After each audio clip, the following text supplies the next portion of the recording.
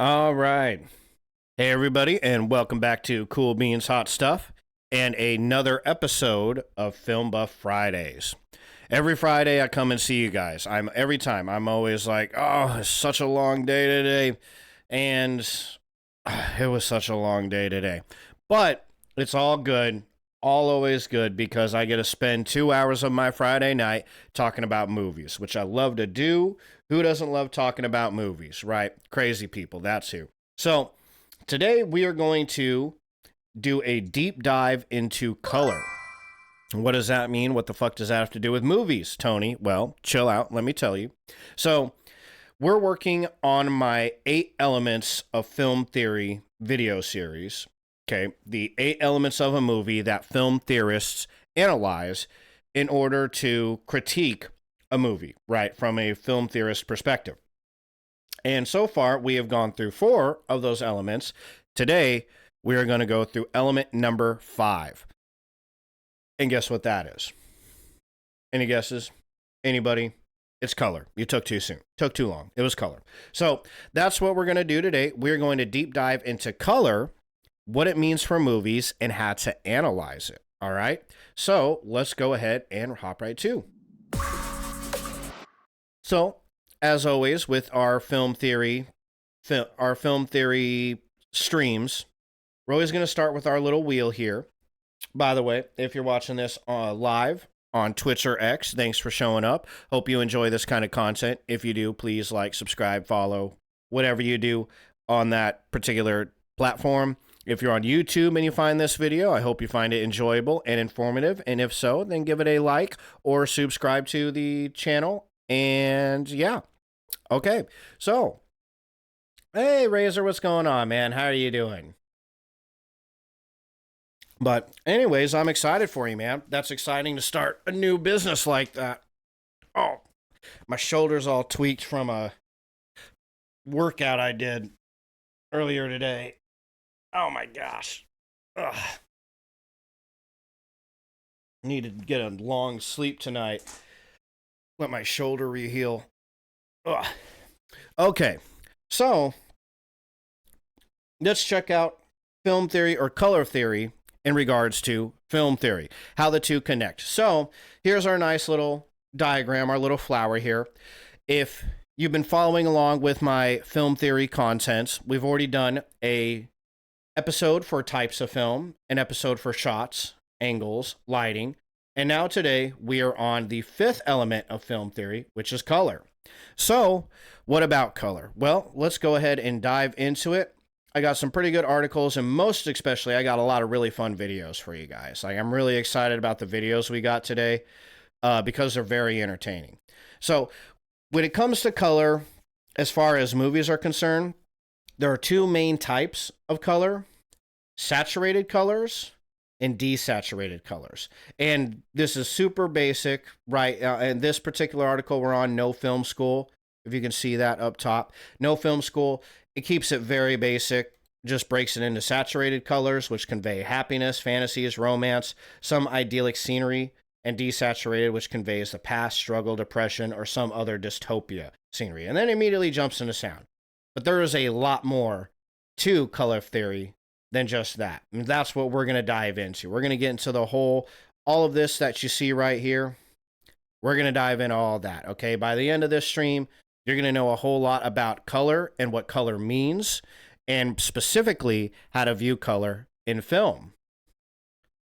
Yeah, absolutely. Yeah, no, see, so yeah, failing at something is a part of experiencing it, and it's almost inevitable at some point. If you want to achieve something great in life, you got to get used to disappointment and failure to some extent. Some people don't. I get it. Yeah, some people don't have to worry about that. But most of us in the world, if we want to go out and do something big, we're going to have to go out, try, and fail. You know what I mean? So, it's a big part of it. Yeah, well, that's one thing. No, they definitely keep adding different shades of color to every single color, don't they? There's like 15,000 shades of blue, right?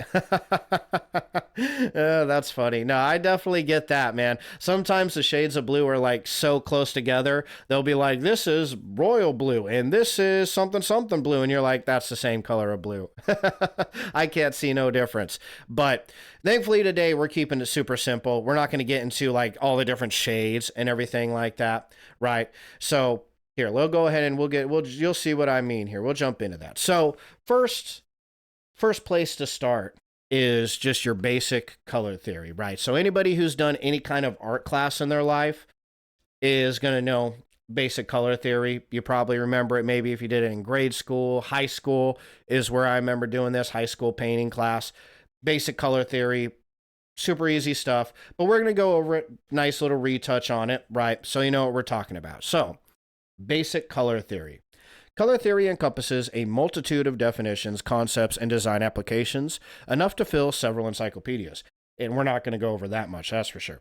However, there are three basic categories of color theory that are logical and useful: the color wheel, color harmony, and the context of how colors are used. So that's what we're going to start with. Color theories can create a logical structure for color. For example, if we have an assortment of fruits and vegetables, we can organize them by color and place them on a circle that shows the colors in relation to one another. And so that's kind of what they did here, right? I know, okay, that's fine. We don't care about the whole fruit basket thing. Color wheel. This is a good place to start, okay? So, a color circle based on red, yellow, and blue is traditional in the field of art. Sir Isaac Newton developed the first circular diagram of colors in 1666, very long time ago. Since then, scientists and artists have studied and designed numerous variations of this concept. Differences of opinion about the validity of one format over the other continue to provoke debate. In reality, any color circle or color wheel, which represents a logically arranged sequence of pure hues, has merit. And we'll get into what hues is and what all that means, right? So there are definitions or categories of colors based on the color wheel. We'll begin with a three-part color wheel. So when you get to the three-part color wheels, yeah, why can't it all just be blue, right? For sure. Yeah, just your basic blue, red, green, or your primary colors here is what you're talking about. Give me my primary colors, maybe secondary colors, right? That's when you got your 6-part color wheel. And then I believe this is a 12-part color wheel, which is your tertiary colors. Tertiary colors is what that is. Whew, that took me a minute. Tertiary colors. Tertiary colors is what that is. And that's a 12-part color wheel. Okay. And that includes your yellow, orange, red, blue, blue, purple, blue, green, yellow, green, and it goes and goes and goes and goes. That one is still a very useful color wheel. Primary colors, your basic yellow, red, blue, easy peasy lemon squeezy. Secondaries colors, add your orange, your purple, and your green. And then we add a second shade, virtually a second shade of every other color. You know, you can say you got 2 shades, 3 shades maybe of purple there, right? 3 shades maybe of orange, 2 shades of red maybe, you know, that sort of thing. So, oh, that's interesting. I don't know. You mean for like color? I have no idea, to be honest with you. I did not know that. That'd be pretty crazy. I know when it comes to hearing, it's not necessarily better hearing, but when women have a slightly more attuned hearing for the frequency in which babies cry, women have a high, like there's like a decibel increase in that particular frequency range. They can hear it better than men can. And I don't know how true that is, but I remember hearing that in audio school. Couldn't tell you if that's the case or not, but I haven't heard of the visual thing. Oh, really? That's interesting. Well, maybe that's why they do a little bit more of like the designer stuff and fashion stuff and the, um, what's the word? Like interior design type stuff, because they can distinguish between those very close colors a little better. That's very interesting. I didn't know that, man. That's kind of crazy. Learn something new every day, right? Huh. So, color harmony can be defined as a pleasing arrangement of parts, whether it's music, poetry, color, or even ice cream sundaes. In visual experience, harmony is something that is pleasing to the eye. So this is color harmony. This is an important concept to learn because this is going to this is going to apply to films very, very much, right? When something is harmonious, it's either boring. When something is not harmonious, it is either boring or chaotic. Okay, harmony engages the viewer and creates an inner sense of order, a balance in the visual experience. At one extreme is a visual experience that is so bland that the viewer is not engaged. That's when colors are also boring, which is actually what you were talking about, Razor. When you have so many variations of the same color, it becomes boring. It becomes your mind gets bored with it and it's not engaging. The human brain will reject understimulating information. That's what it does. At the other extreme is a visual experience that is so overdone, so chaotic, that the viewer can't stand to look at it. The human brain rejects what cannot be organized, what it cannot understand. The visual task requires that we present a logical structure. Color harmony delivers visual interest and a sense of order.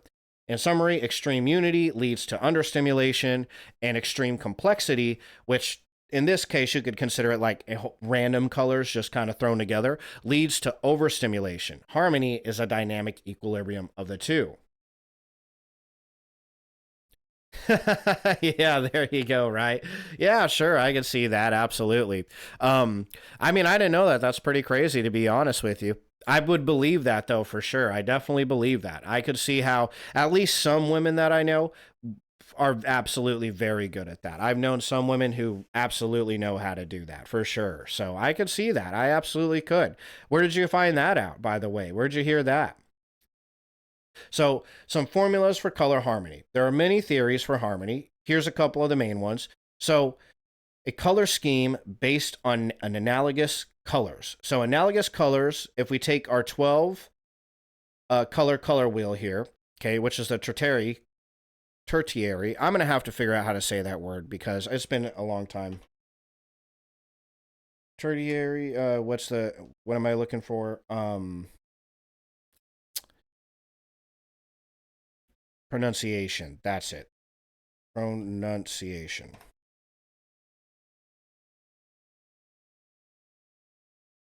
Tertiary. Tertiary. Fucking geesh. That was killing me. Tertiary. Okay. So, you get your tertiary color wheel, which I believe is a 12-part color wheel, right? Any three, or you can just do two, but three, two, even four colors. Once you hit four, you're getting to a lot. Three is a good number. Three colors that are next to each other. Those would be an analogous color scheme, right? So in this example here, dark green, light green, yellow makes a pleasing color scheme, okay? Another one would be complementary color schemes. And a complementary color scheme is pick any color on your color wheel, on a tertiary color wheel, and go to the opposite color. So if we start over here with this dark orange, go to the opposite light blue. Those two colors are complementary. And in this example, we have the lighter green and the purple. Notice that in this example, it's dark green, dark purple, light green, and light purple. So it's also adding shades in there. But yeah, any two opposing colors on the color wheel are complementary colors.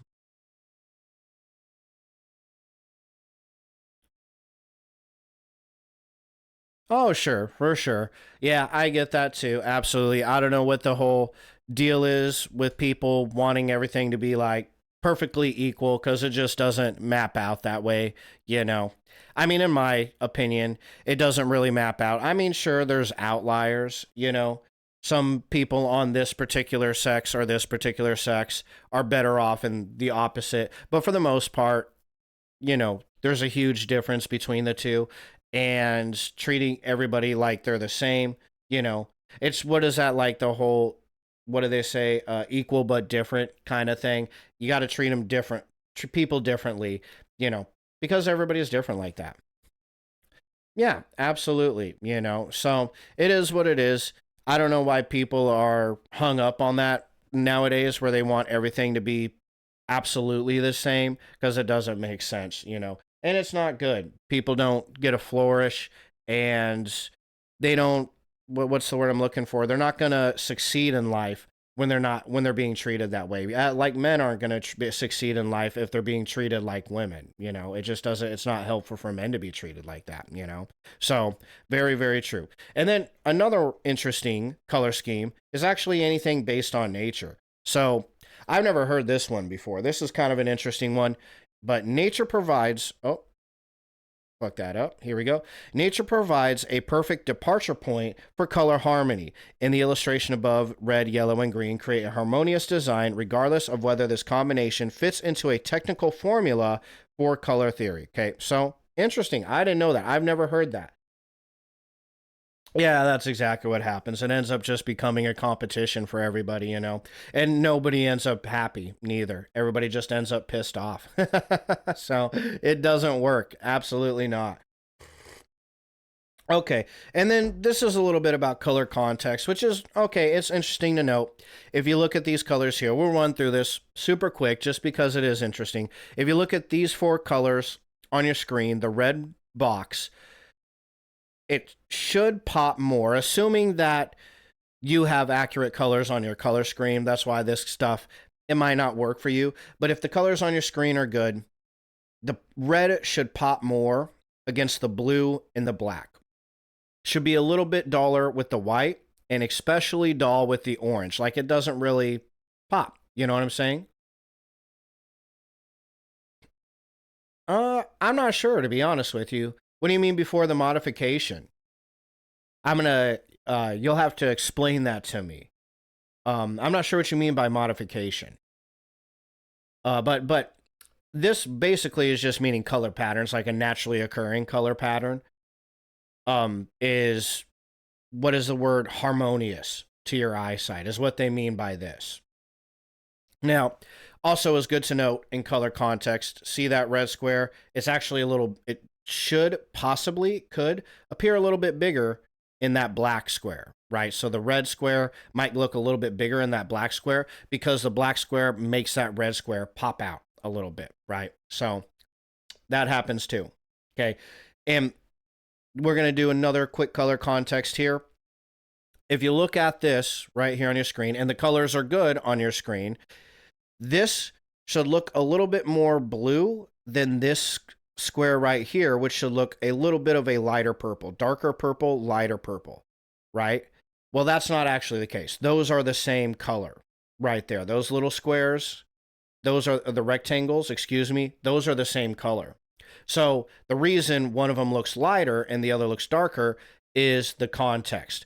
This darker purple makes this lighter purple look darker. This lighter blue makes this lighter purple look like a lighter, or this purple look like a lighter purple, even though these two purples are the exact same, right?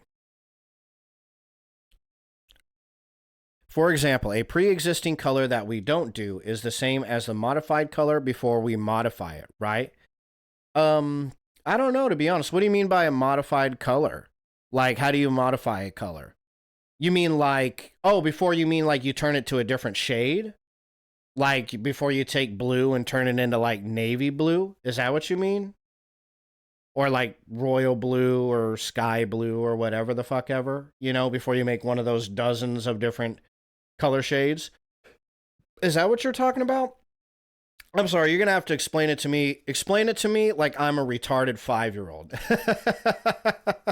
Then we'll be on the same wavelength here. And okay, that's it for basic color theory. The important aspect is to know a color that exists doesn't just exist in a vacuum, it exists within the context of the other colors that it is surrounded by, which is why color harmony is an important concept. And we're going to get a little bit more into those color harmonies. I think we got one right here. Yep.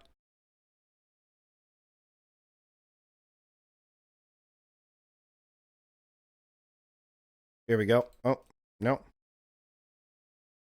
Okay. So, what are hue, value, and saturation? Are we going to, yeah, we'll get back into it here in a second. So, this is important to know. Okay. Hue is the attribute of a color that distinguishes it as red, blue, green, or any other specific color on the color wheel. So, when you're talking about, here's that color wheel down here, a hue is your basic, what's going on? Oh, there it is. A hue is your basic yellow, your basic orange, purple, red, blue, green. That's all a hue, okay?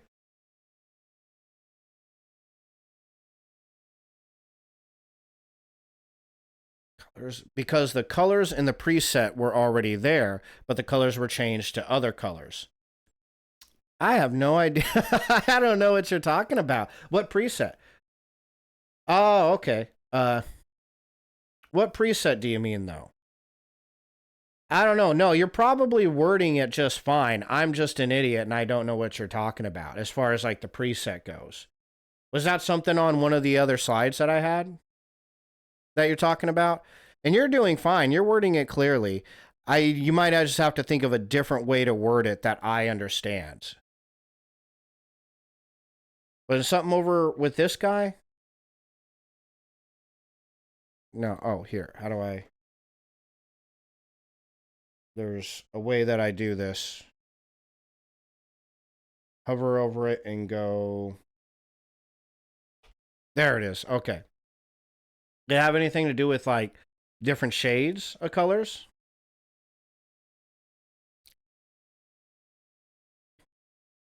Yeah, I'll give you time.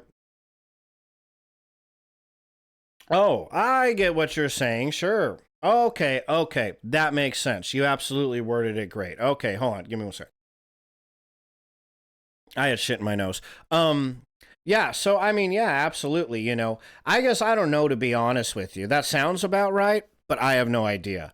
Um, Theoretically, I think all colors technically already existed, and I don't think we really made any colors specifically, like we didn't invent them, but we realized, oh, if you add yellow and red, you get orange. But technically, orange already existed, right? And then we realized, okay, if you take orange and add a little bit of green, you get a darker yellow. But that darker yellow already existed in like nature. Nature had already figured it out. We just had to figure out how to actually make the color for ourselves. But all of those colors technically existed already.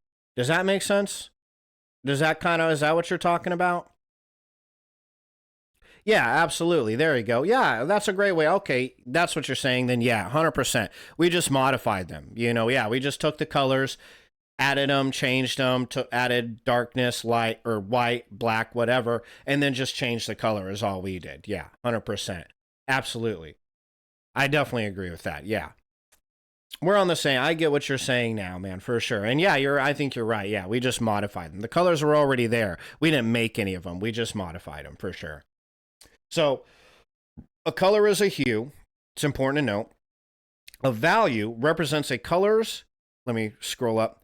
A value represents a color's relative lightness or darkness or grayscale and is crucial for creating contrast and depth in visual art. So, value is lightness and darkness, okay?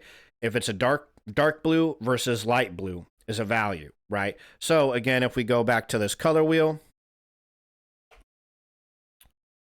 each one of these would be a hue, okay? But when it comes down, this right here is representing different values of the same hue. So this is just different values of red, right? Okay. And then we have saturation. Saturation, also known as chroma or intensity, refers to the purity and vividness of a color, ranging from fully saturated, which is very vibrant colors, to desaturated colors or very grayed out colors, right?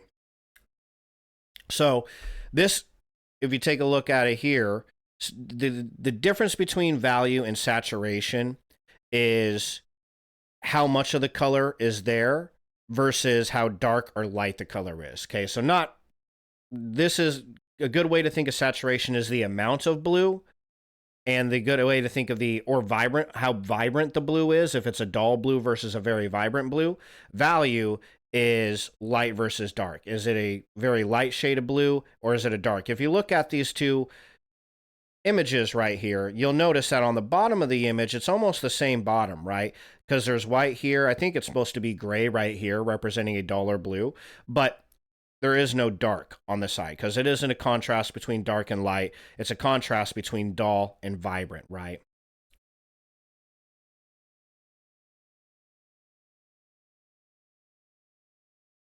Yeah, absolutely. Oh, sure. No, that definitely makes sense. Yeah. No, yeah. I don't know. Um, I guess I've never, I think it's probably the slip of a tongue for a lot of people. They say, oh, we made the color blue, and I think maybe it's like a turn of phrase, but if you challenge them on it, then yeah, they would never be able to say, "Oh, we actually made blue." Like they never didn't really make the color blue. They might have made a way to make the color blue, right? You know, like in order to make red dye for food in Mexico, it's actually red bugs. Bugs that are really, really red, they smash them up, and that creates the ink for food coloring. I know some people use, I think it's, oh, what's the word? Dang it. There is a root. I'm forgetting the name of it, but there's a root that's very purple. You grind that up, and that makes a purple dye. And people will say, oh, well, I made purple, you know, as in, oh, I made a purple dye. But that's not the same as making purple.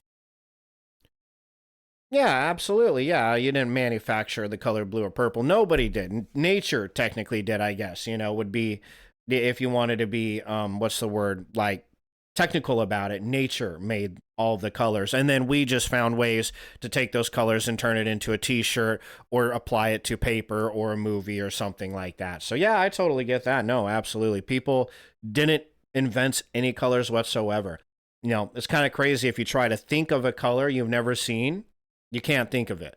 You can't think of a new color you've never seen because you've never seen it. You can only think of colors you've ever seen. It's a pretty mindfuck thing to think about, right? Okay, so use a color scheme and color temperature for design harmony. We're going to get back into design harmony or color harmony a little bit. So a monochromatic scale or monochromatic color is just one color, mono, right? Just like mono for your ears, for your headphones. If you have a mono track, it's just plays through one channel. Stereo track plays through two channels, right and left. Okay, so that's mono. Mono is always means one, so one color. Analogous colors use three colors located beside one another on the color wheel. Oh, okay, so they're just saying it's just only three. My bad. I always assumed it was 2 to 4, but three, I guess. Okay, three colors that are next to each other on the color wheel is analogous colors. Again, complementary colors, colors that are opposite each other on the location on the color wheel. Then you have split complementary. Add colors from either side of your complementary color pair to soften the contrast. So you pick a complementary color, right, like blue and yellow, and then you would pick, if you picked, say, blue and yellow, if you picked yellow and deep purple, then you would use this light green, orange, and purple.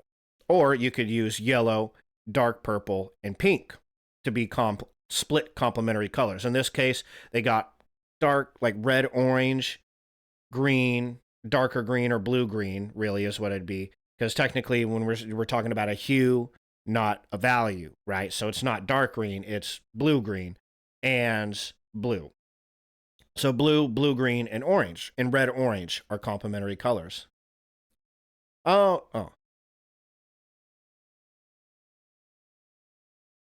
oh, sure. Yeah, for sure. Well, a lot of industries are just modifications on older industries or older things that were already invented, you know. That's very common. I still, you know, you can still be very successful in one of those industries making that sort of thing. There's still a lot of success in modifying an industry that's already existed or modifying something in an industry that's already existed, I feel like. But yeah, it's not the same thing as like completely inventing something new, for sure. Oh, I got a burp. Ooh, that was a nasty burp. I ate a whole bunch of barbecue before I got on stream. Then we have triadic colors. So take three equally distant colors on the color wheel.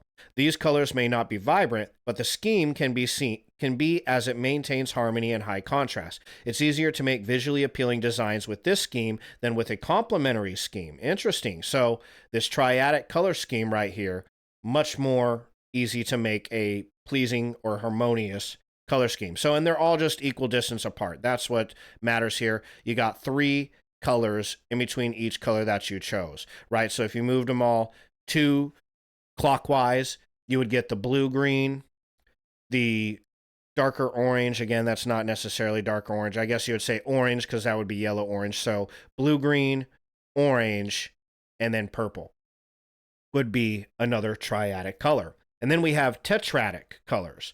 Tetradic, take four colors that are two sets of complementary pairs and choose one dominant color. This allows rich, interesting designs. However, watch the balance between warm and cool colors. And we'll get into that in a minute, the difference between warm and cool, because that's kind of important. But yeah, so you would pick two complementary colors like this and choose one dominant color. I don't know exactly. I'm going to be honest with you. I don't know exactly what they mean about one dominant color. I'm assuming that's one color that's the base of the design and everything else is kind of a, what's the word? Uh, kind of framing it, or it's accents, using it as accents, right? Yeah, for sure. Well, no, that's a very good philosophical point. Theoretically, you can't, I mean, I would assume, I guess, I don't know. I'm not a philosopher, you know what I mean? But I don't think you can technically create something out of nothing because there's nothing there. Before you can create something, there has to be something there in order to put together to create, right? You know what I mean? Technically, even like the Big Bang isn't something out of nothing, and that's the start of everything. And even that wasn't something out of nothing. You know, if you believe in the Big Bang Theory, the Big Bang Theory still posits that there was something there, like a space-time continuum, dark matter, that sort of thing. We don't know exactly what was there. We can only theorize, but there was still something there, not nothing. You know, so anybody who thinks there was nothing there, that wasn't realistic. There was something there before, and then the universe got created out of something that already was there. If you believe the Big Bang Theory, which I mean, I do. I don't know why, some people don't, you know what I've seen. Well, I have heard the idea. Well, actually, the Big Bang Theory was created by a Christian, uh, um, oh, what's the word I'm looking for? A Christian scientist who created the Big Bang Theory. Georges Lemaitre was a Belgian astronomer and cosmologist. Okay, they're not gonna Catholic priest. So it was a Catholic that actually created the Big Bang. Pretty crazy, right? Very interesting. And there he is right there in his Catholic garbs. So kind of crazy, right? I mean, I have atheist friends who are of the idea that they don't know that. They have no idea there was actually a Catholic that created the idea of the Big Bang. Pretty fucking crazy stuff, though, right? So, okay, and then square. That's our last pattern here, a variant of the tetradic. You find four colors evenly spaced on the color wheel. Unlike tetradic, color schemes can work well if you use all four colors evenly. So in tetradic, you want to find a dominant color, but you're using two uh, two sets of complementary colors. And I'm not entirely sure what posits the different. I mean, this one, it looks like it's two evenly spaced sets of complementary colors, or a square that you could just think of it as a square that you rotate along the color wheel, right? Whereas this is obviously a rectangle that you could rotate along the color wheel. Yeah, well, I mean, the idea of the Big Bang is um, there was something there. They just don't know what it was. And it's not an explosion. I mean, they use explosion in school. They say in school they teach kids that it was like boom, an explosion. Oh yeah, no, I don't think an explosion created the earth, definitely not, no. But what they posit is it's not necessarily an explosion, it was just a very fast chemical reaction, which theoretically that's what any explosion is. It's just an incredibly fast chemical reaction. But it doesn't necessarily mean it went kaboom. It just means 1 second it was there, and then the next 1 second this all of this wasn't there, and then it was. And the idea that they have, again, this is why it's a theory though, because nobody knows if that's true or not. But the idea is that it was just there and then it wasn't. So when they teach it to kids, they always say it's like boom, it's an explosion, hence the Big Bang. But they don't know if it was actually an explosion, like fire and flames and, stuff like that. It was more just suddenly, boom, now we have all these, and not like planets and stuff like that, but what we have is elements now. Just gases and random elements floating in space is the idea. And then slowly over theoretically, I mean, billions of years, gases and elements formed into stars, formed into rocks, formed into asteroids, formed into planets, and then their own gravitational pulls aligned each other into a solar system, which created the solar system that we're in. And then out of all the planets that were in this one little solar system, the only one that was capable of sustaining life was Earth, right? Oh, sure, right, yeah. Well, yeah, no, an explosion definitely. It wasn't like bam, giant ball of fire and then the earth pops out, right? I don't know, maybe some people believe that. If they do, I don't believe that. I'm not sure how realistic that is, but yeah, I don't think it's meant to be like an explosion kaboom and then there was suddenly the earth. I think it's more like they just had what they think is maybe a space-time continuum plus maybe dark matter and dark energy, and then at some point all of that combined together and that created instantaneously created a whole series of various different elements that over time turned into planets, you know what I mean? So but yeah, the idea that like an explosion just like suddenly boom created planet earth is pretty crazy. Like that's pretty wild for sure, absolutely. So but okay, your colors must reflect your design's goal and the brand's personality. You should also apply color theory to optimize a positive psychological impact on users. So you should be carefully determine how the color temperature you use. So you should carefully determine how the color temperature, and then I think that they missed some. Oh, reflects your message. There it is. Okay, how the color temperature reflects your message. So this is the important component of color, is it does absolutely have a psychological impact. Colors do tell you, do provide some kind of emotional feedback. Or rather, your body provides emotional feedback when it sees a particular color or color schemes. That's why certain color schemes are harmonious, right? All of these right here are more harmonious color schemes. The emotional feedback from a harmonious color scheme is a sense of harmony, a sense of it's enjoyable to see. It's pleasing to the eye, right? Okay, now that's the same when it comes to temperature. Temperature is super simple. You take the color wheel, and it doesn't matter what way you want to flip flop it. You went the cutoff between warm and cool is always at purple to yellow green. Purple to yellow green. I've seen some people actually do it like this, to be perfectly honest.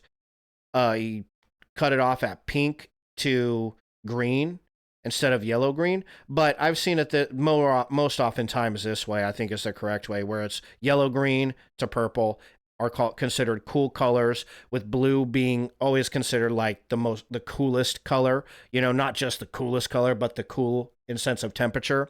And then warm, with I've always heard red or orange being the warmest color, which is kind of an interesting concept. But you know, yellow could be too. I think that probably changes from person to person, but yellow to pink is warm, yellow green to purple is cool.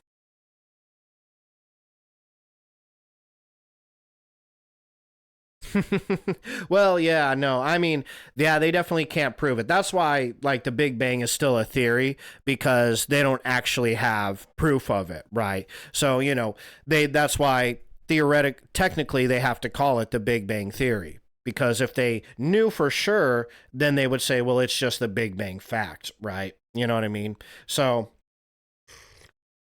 this is, well, I don't care too much about that color thing right here. What was this again?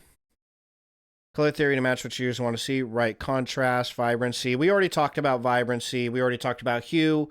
And we already talked about value. Okay. Which I think value, no, vibrancy was saturation. Right. So let's learn a little bit more about.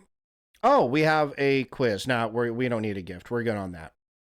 This is what we want. We want color symbolism. That's what we want to jump into. So let's go ahead and jump into color symbolism. So this is going to be an important concept to understand when it comes to film theory as well. So color symbolism is the subjective meaning humans attach to various colors. People respond to colors in three ways: biologically, such as fear, red equals fear; culturally, red equals well-being in many Eastern societies; and personally, from experience. Designers use color symbolism in logos to gain users' trust and attention. All right, fair enough. So, again, biological response is a part of what this could be. cultural response. Different cultures value certain colors differently. Western societies typically esteem blue well above yellow. Eastern ones tend to prize yellow and see red without alarm or erotic overtones. Interesting. In biological response, the color red can inspire feel or sexual desire, depending on the person. Oh, I got a cough. Give me a second. Personal associations with color. Our experiences can color our view of certain colors. Someone's childhood skiing accident might permanently scar their appreciation for white. Well, that's probably going to be true. Okay, this is just right here is possible meanings. Okay, you go look up color symbolism, you're going to see a lot of the same stuff, but you're going to see slightly different variations of it. And that's important to know, you know. Some things you can possibly get from this color red: passion, power, strength, love, danger, excitement, energy. I would also put lust in there. A lot of people put lust in red too. Okay. Sometimes I would also put like violence could potentially be in there because of its proximity to like looking like blood. Red would also could indicate violence. Let's see. Orange could be creativity, adventure, freshness, warmth, happiness, attraction, and success. Wow. Okay. I would have never pegged any of those, but there you go. Maybe freshness I could see a little bit, but that's it, really. Creativity, success, fair enough. Okay. Hey, whatever, you know. Yellow, cheer, happiness, warmth, optimism. Notice we had warmth on orange as well. Optimism, caution, energy, and intellect. I definitely get energy and happiness from yellow, for sure. I've definitely heard that one too. For some reason, I've also heard yellow stands for like youthfulness. I don't know how true that is, but I've also seen that on a couple lists. Green represents growth, wealth, right? Money, greed. Oh, they have envy on there. Envy, luck, nature, freshness. Freshness again was also in orange. Quality. I never seen quality. I've seen nature. I've seen luck, right? Like four-leaf clovers, leprechauns. I watched the movie Leprechaun today, by the way. You ever seen that movie, Razor? Leprechaun? That's a good fucking movie. Old school movie. Jennifer Aniston when she was really young. But, you know, luck of the Irish. Green stands for luck. Wealth. I've seen it mean greed. Envy, as it says there. Growth. I've seen that one too. So, yeah, this will all be linked in the description to the YouTube video as well. So if you ever want a reference, you can always type it into Google and you'll get tons of these. But if you want this specific one, it'll be in the description. And then blue could mean calm, sadness. I definitely heard that. Peace, trust, loyalty, depth, and authenticity. Yeah, I've actually heard blue trust, honesty is what I've heard blue stands for, which is kind of crazy. I would have never expected that. Notice how some of these can be a little bit of contradicting, excuse me, like sadness and peace. You're not really at peace if you're sad, right? It's kind of crazy. Purple, nobility, wisdom, luxury, royalty. I've always heard purple is heavy royalty, right? Imagination, mystery, spirituality. Okay, nobility and royalty. I've always heard those two with purple. That's always a big one. Oh, gosh. Man, my shoulder is just kicking my ass today. Messed it up on dips. And I need it to heal because it's just beating my ass. But different colors of purple. I'm trying to think of what other things I've seen purple represent. But royalty and nobility always are like a number one, right? White, simplicity, innocence, peace, purity, like virgin white, you know. I've always heard that one. Cleanliness, emptiness, goodness, right? That's a very common one. And again, a lot of these are just like the Western symbolism for it.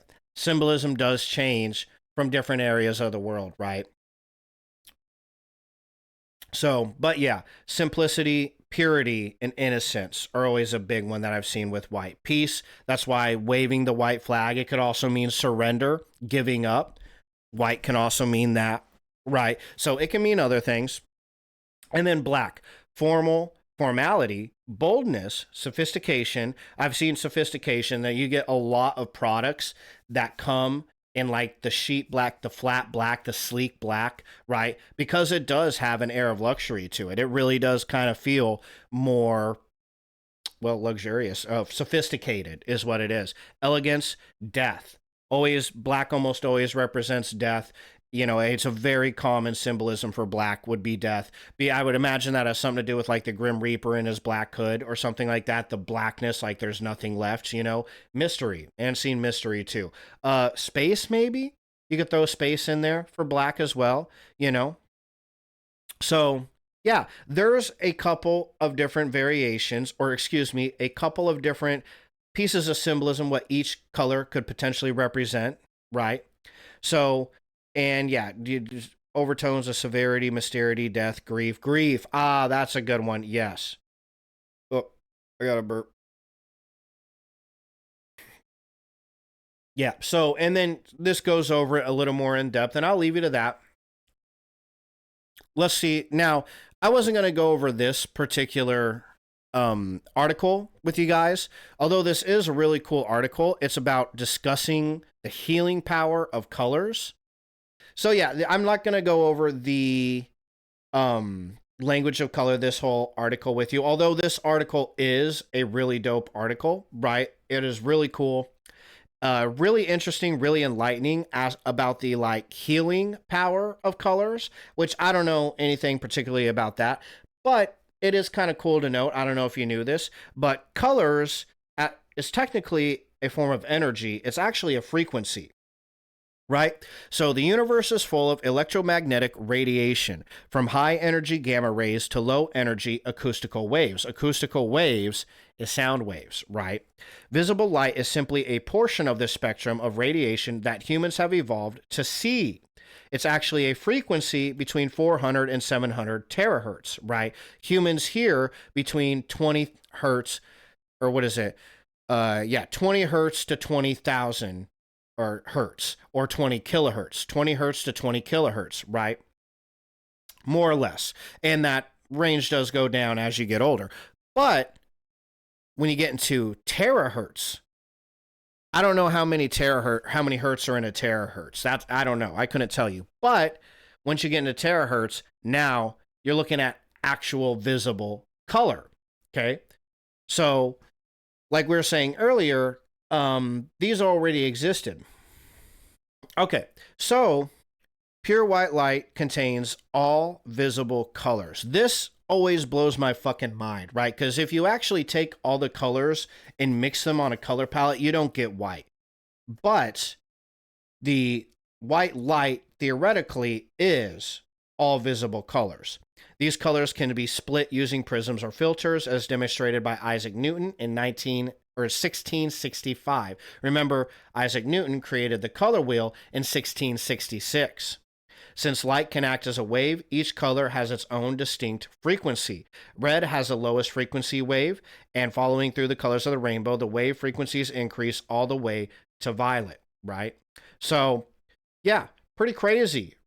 A lot of people don't know that, but yeah, colors are actually frequencies the same way audible sounds are frequency waves. They're just much, much, much higher frequency waves.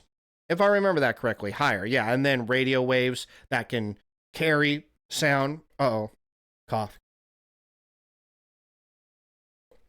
Are much higher ones even still. So, okay, just thought that was a very interesting piece of information to share with you, right? So, we're going to go ahead and we're going to continue into watching some movies. So, or watching some videos on this particular subject. So here, let me click out of this. So what we've colored thus far on this particular here, let me pop over here. So what we've covered thus far, right, on this particular subject is color theory, basic color theory, like the color wheel, what that looks like, different types of harmonious color patterns. That would be your tetradic color pattern, square, complementary colors, analogous colors, monochromatic, things like that, right? Which is just a single color, if you remember that. And then we went over a little bit of color in context, like how colors change depending on how they're mixed with other colors, right? That is very important. And then we went over a little bit of color symbolism, which is very important. We went over the difference between a hue, a value, and saturation. A hue, remember, is just the different colors, green versus red. Those are two different hues. Okay. Value would be the darkness or the lightness of a color. Dark, as in closer to black, light, as in closer to white, is a value of a color. And then saturation is a variance between dullness and vibrancy, right? So that's all important to note. We're going to dive a little bit more into color saturation just to understand that. Because again, if you recall, when we go to here, let me pop this back up.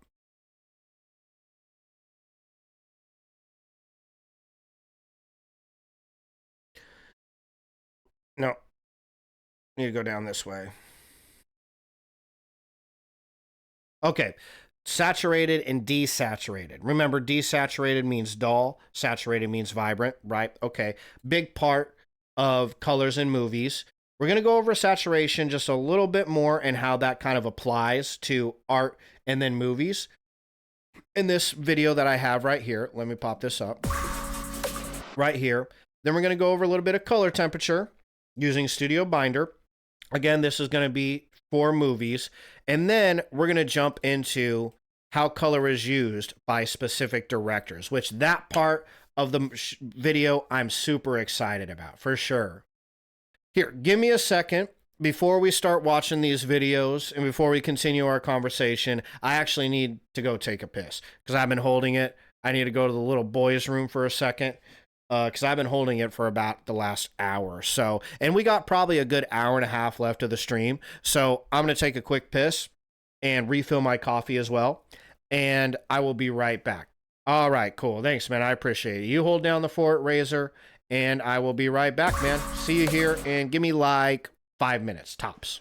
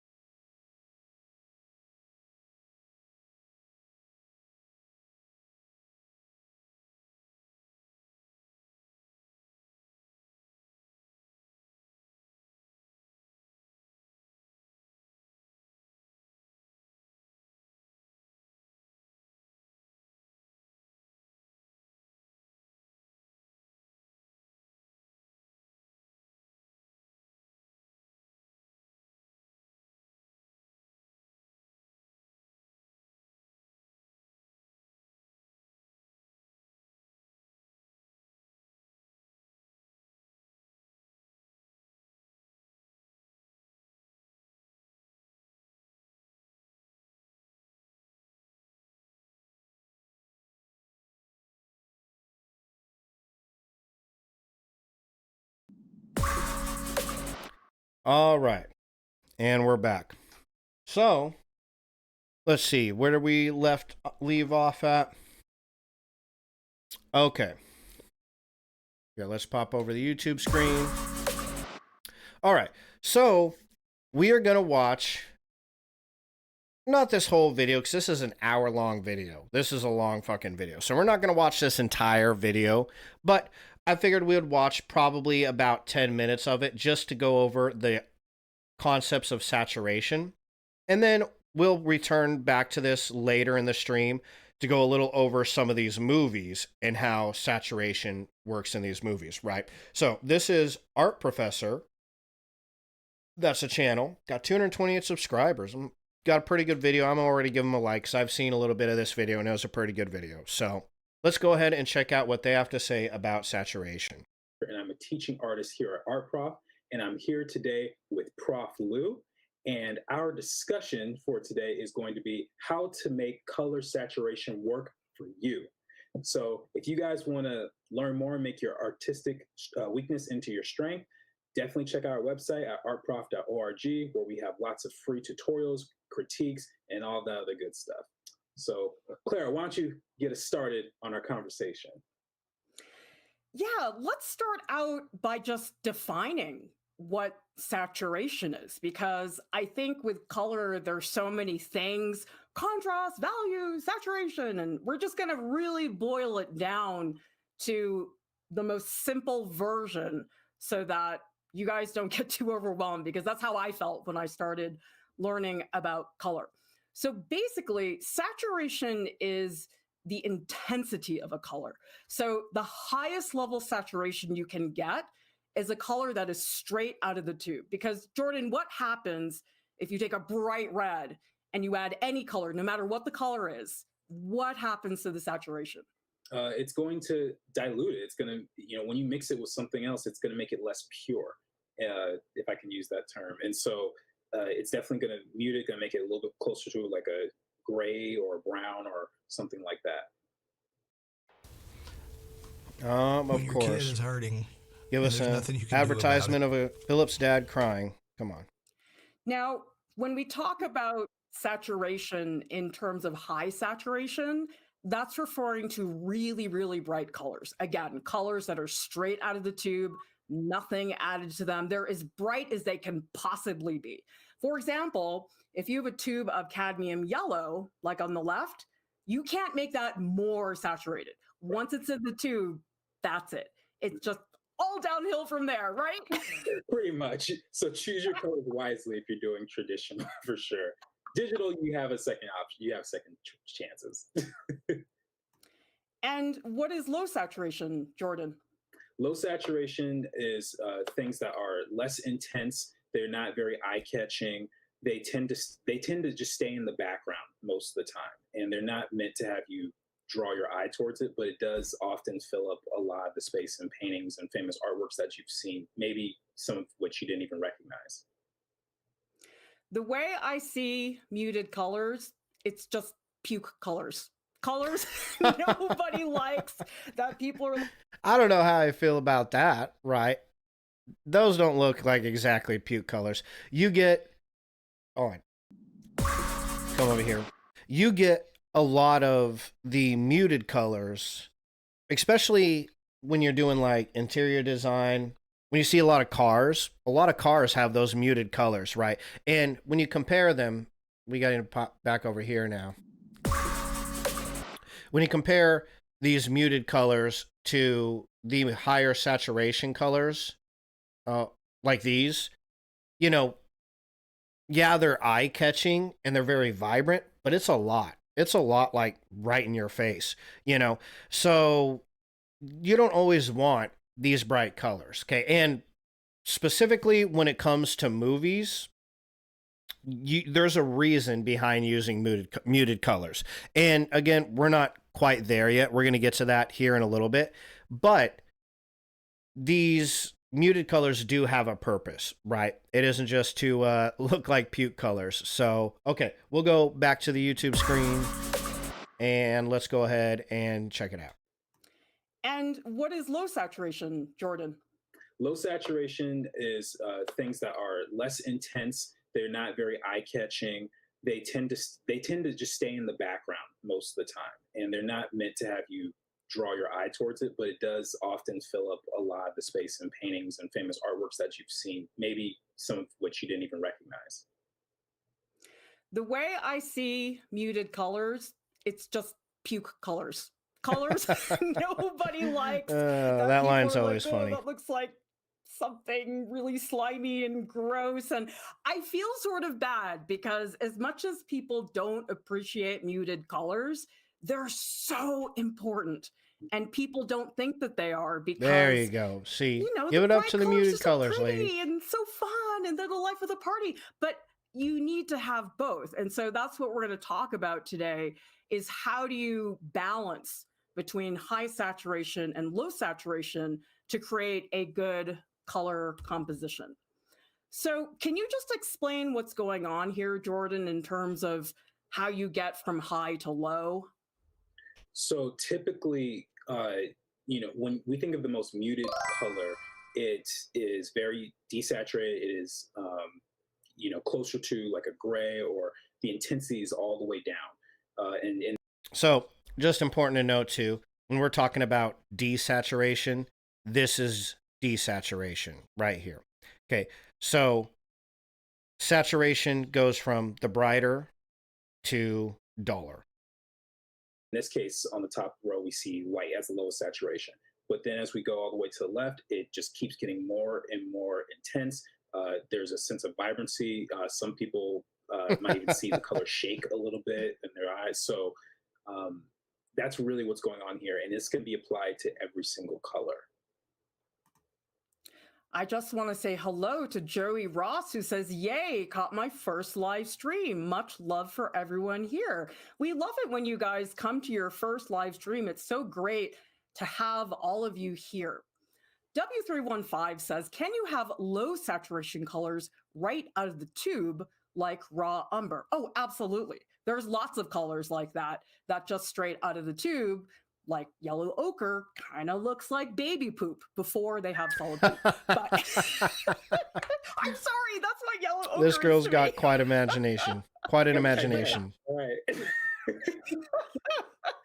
Now you guys will remember, yellow ochre is baby poop. Imagine being able to build Oh my god, anything the ads are crazy. for any reason, in any style. Oh my god. I'm glad I didn't hear about that when I was in art school. I would never look at it the same.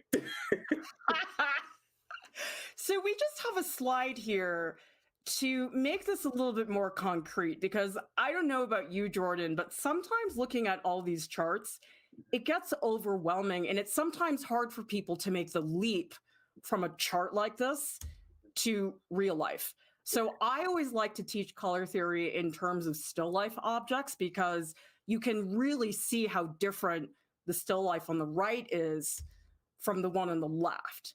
And I also think muted colors and saturated colors, they sort of have personalities. Like, how would you describe high saturation colors?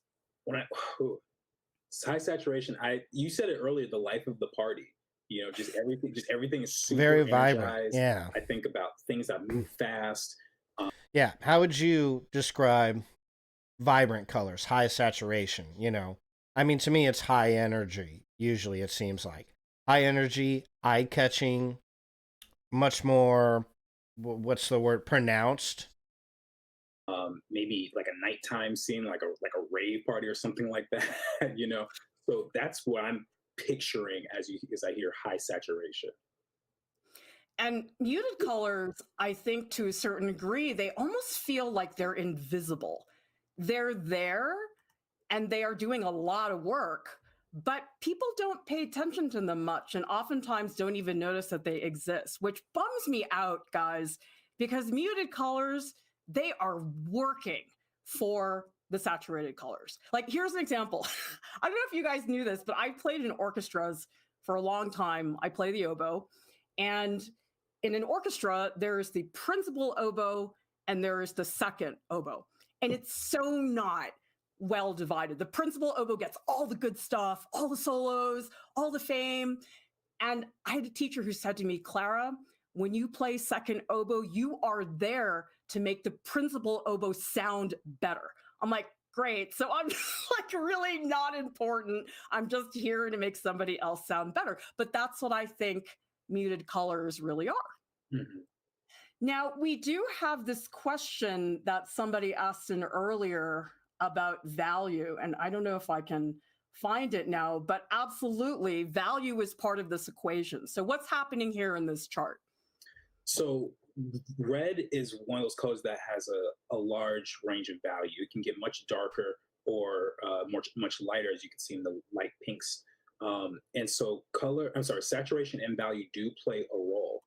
If a color is darker in value, it won't get as bright as it would if it were a higher value, but it can still really pack a punch, if you will. It can still play a really important role, especially when you're trying to talk about the whole painting or piece as a whole.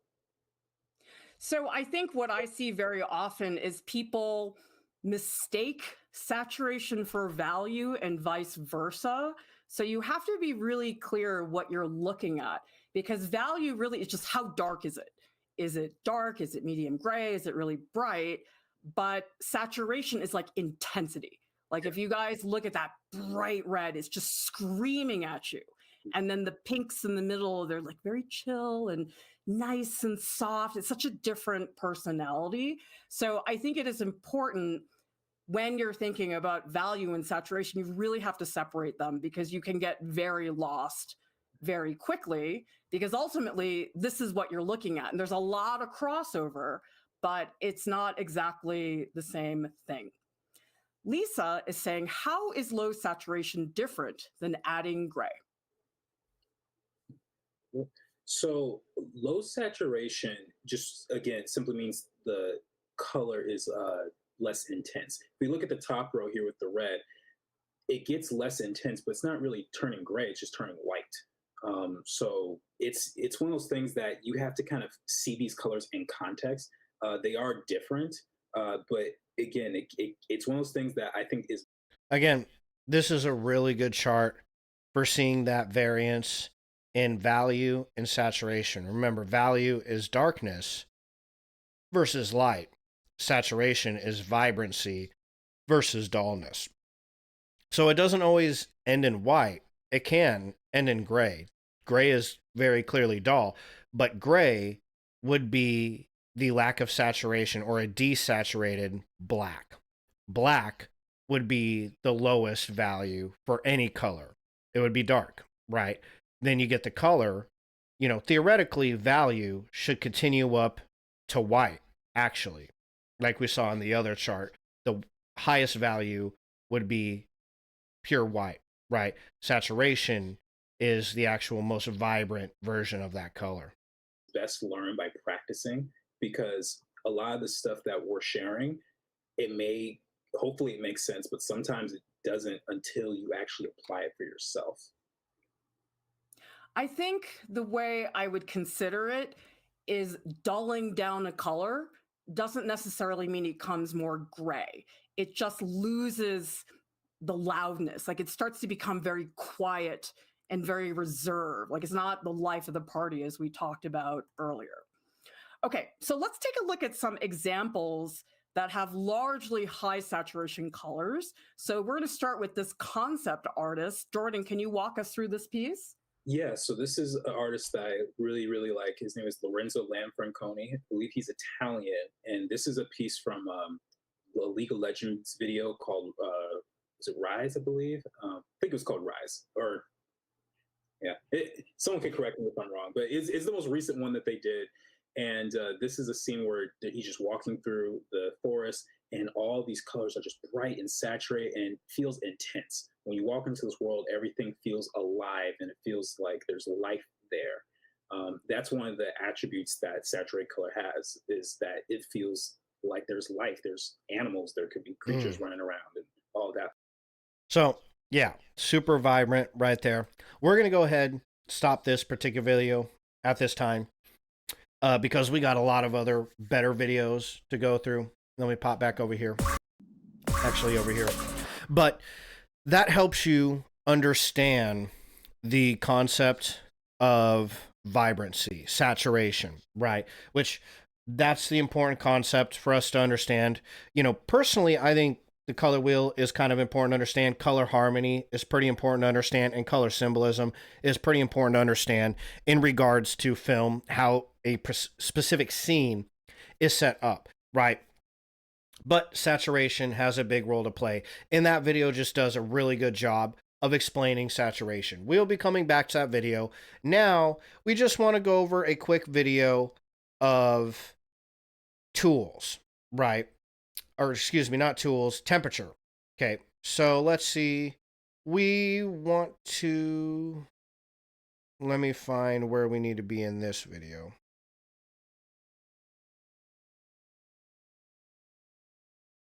Because this video I have for temperature, we don't want to watch this whole thing neither. We just kind of want to understand the concept of color temperature. Let's go to about there.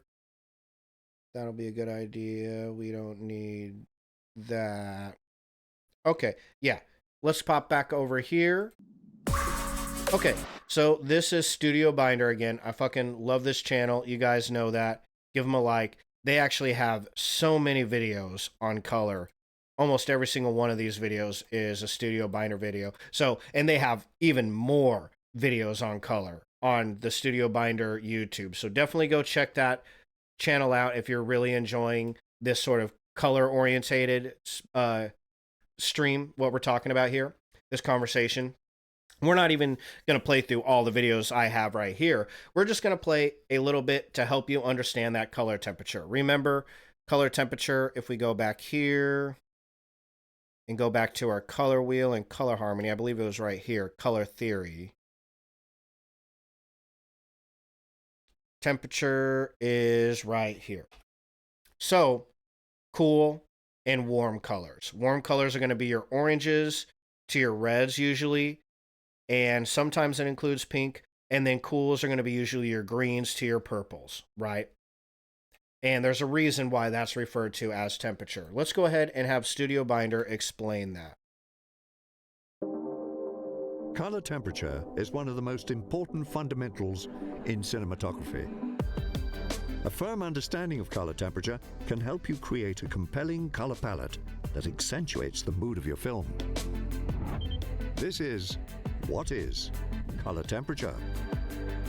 Today, we're going to look at all aspects of color temperature, what it is, where it comes from, and how to use it. And at the end of the video, we'll provide a link to download a free color temperature reference chart.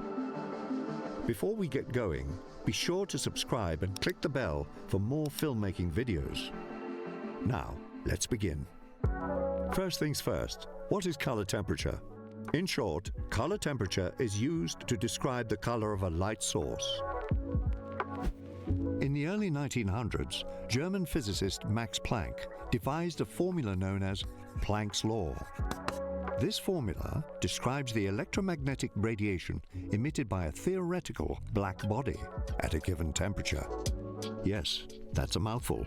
But here's a more simplified version. That is a mouthful. It indicates the type of radiation they got a light graph. color that is emitted by a black body or light source when it's heated to a certain temperature.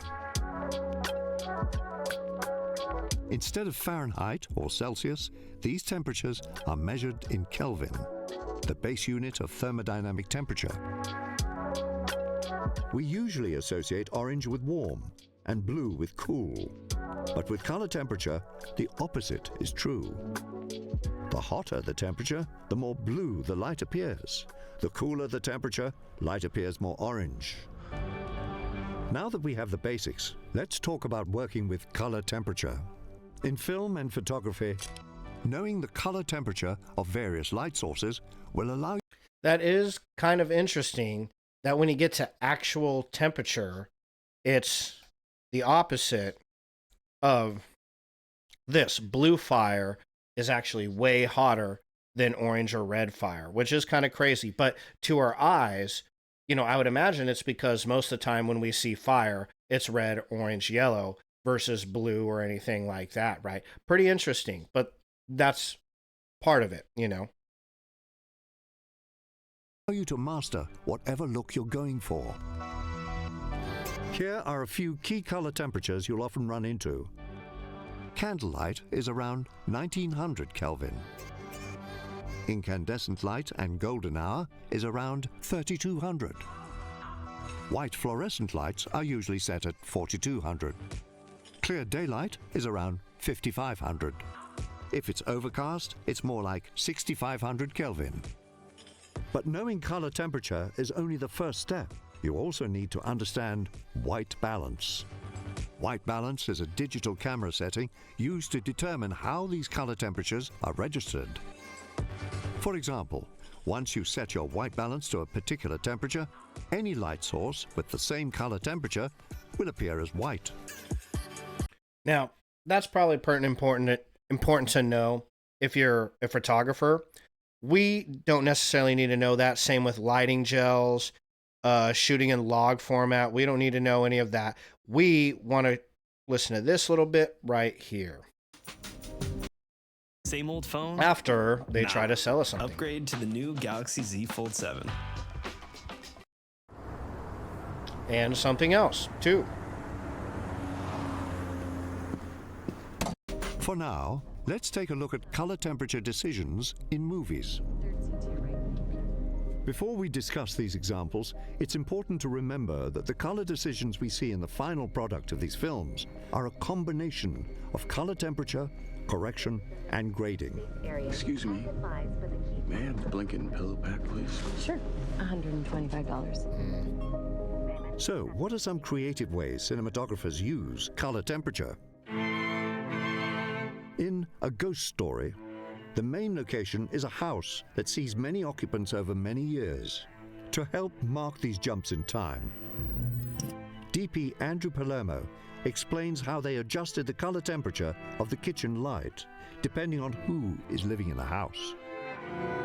In this shot, it has a half-pink party gel on it.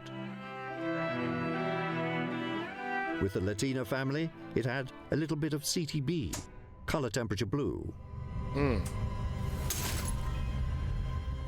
And then when it's Casey and Rooney's house, it's CTO, color temperature orange. Orange was an important color in Palm Springs. Here's DP Ku Yen Tran to explain. The color orange plays a very prominent role in their love story. We use it for the cave light, the color of the tent, the orange firelight from the campfire scene. When Niles is at the bar and he finally recognizes that Sarah is the reason for his existence, I have an in-camera light gag where all the lights go dim in the bar and the color on her face goes from a neutral white to a deep reddish orange.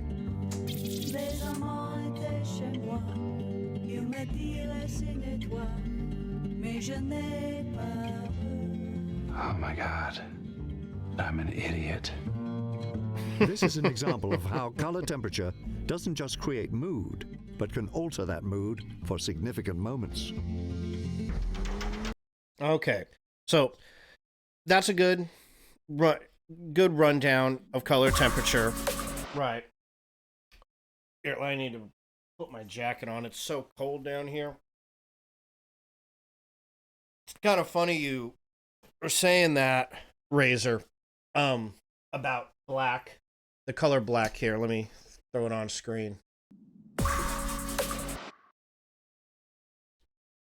The black absorbs the sun's rays, because what I have in my house is a onyx black roof that absorbs the heat and keeps it inside my upstairs.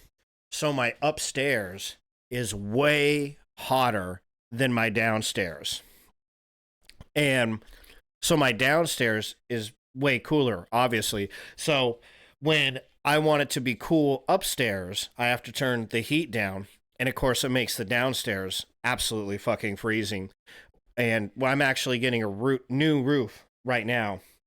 And they're installing some OBS, some OBS underlayment that's going to reflect a lot of the sun's rays. So that doesn't happen anymore. I don't get this thing in my house. But it's kind of funny you bring that up. because that's exactly what I got going on in my house right now. That's why it's so cold in my basement. But okay, so you got a good understanding of color temperature, color saturation. Here, let's pop back over here. You got a good understanding of color temperature, color saturation, difference between hues and values, and that is all necessary for understanding how color can change the mood of a film. And that's what we're going to dive into now. So we got a series of really short little videos to watch here on how certain directors will use colors to create certain moods, and then some techniques for doing the same. So with the last 20-30 minutes of the stream, let's go ahead and watch that. Yeah, exactly. Well, yeah, colors have definitely always been used for something specific. Like black is used to absorb the sun, white is used to reflect it, that sort of thing, for sure. Absolutely. I mean, colors do have utilitarian purposes outside of just making you feel something. But in the context of a movie, they're definitely attempting to use it more in a artistic and subjective sort of use is kind of what they're going for with film, right? So let's see how they do that. This is Mastering the Color Palette, Guillermo del Toro, and I fucking love Guillermo del Toro. Sometimes I stumble on his name, but I love him all the same. Guillermo del Toro did the Hellboy movies. He also did The Devil's Backbone, The Orphanage, Pan's Labyrinth. All three such awesome fucking movies. There's Mama, a whole bunch of them in there. I just watched another one the other day. Kronos was a good movie. Tons of good movies by Guillermo del Toro. This is him mastering the color palette. It's a really short movie video, only 2 minutes. So let's check it out, see how Guillermo del Toro plays with the color.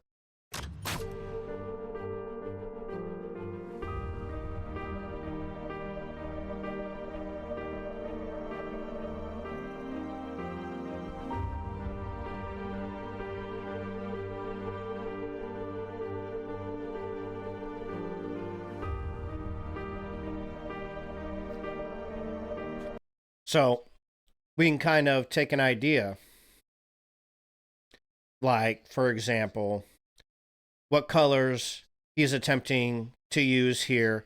We think of it, and you got to think of it in terms of not just colors, but in saturation and temperature as well.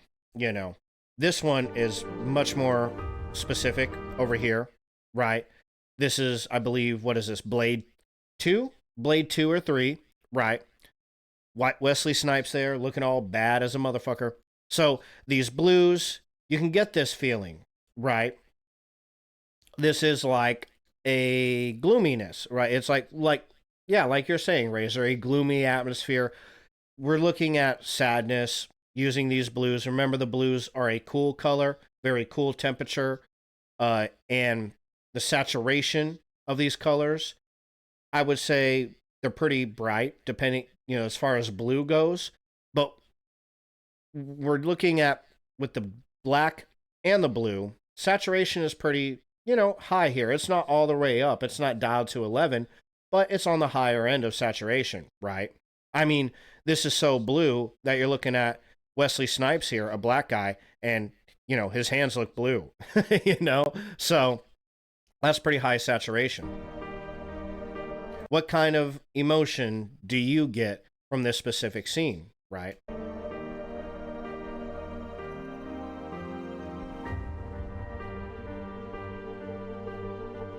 Okay, and what about here? He's kind of giving us a color palette here. Very interesting, because white, again, kind of symbolizes virginity.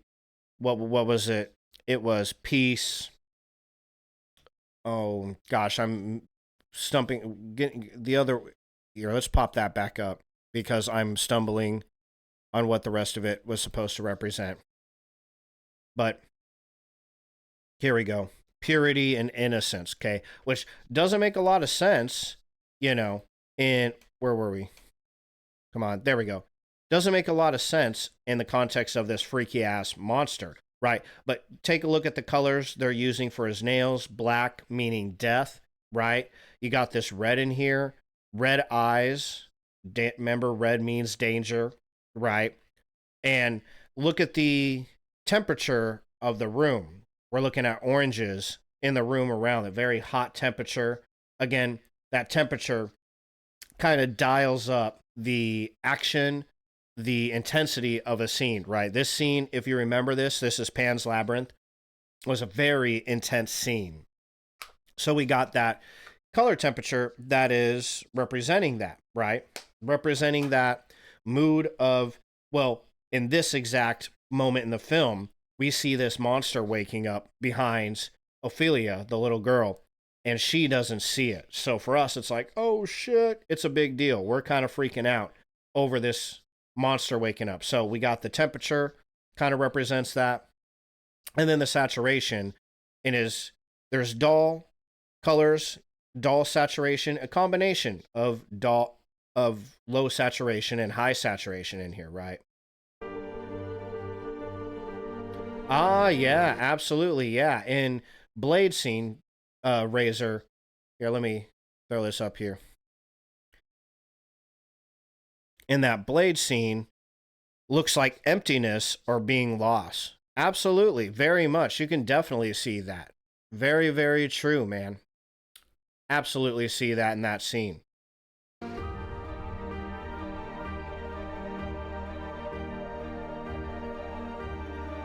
Ah, so here we have the use of complementary colors, greens and orange. Okay. We even got complementary in shades, dark greens, bright oranges, right? Reds and greens here.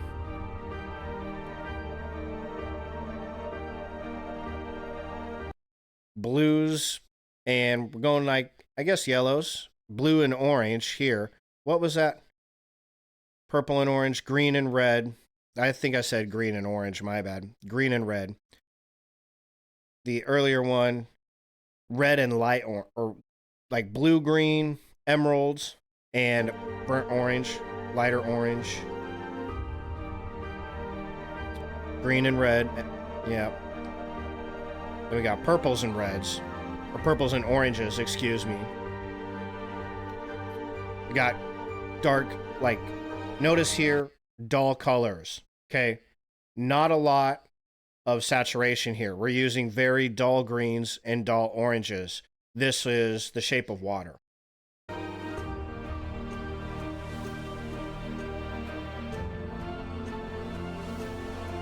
So this is, again, remember we're talking about tertiary colors and hue, okay? Remember, hue just means colors. So these three colors, if we go back to our color wheel, take a look at this, right? Up here, this is triadic, right? So he's using, in this scene, yellow, red, and dark purple. Let's see, does that line up right here? There's dark purple. 1, 2, 3. 1, 2, 3. 1, 2, 3. If you swap it over this way, kind of. Yeah, absolutely. Well, today's... Here, let me throw up your question. That's a good question, Razor. Is today's topic an attempt to understand colors more deeply? Only in the context of film. Not necessarily colors like in everyday, like, example, fashion.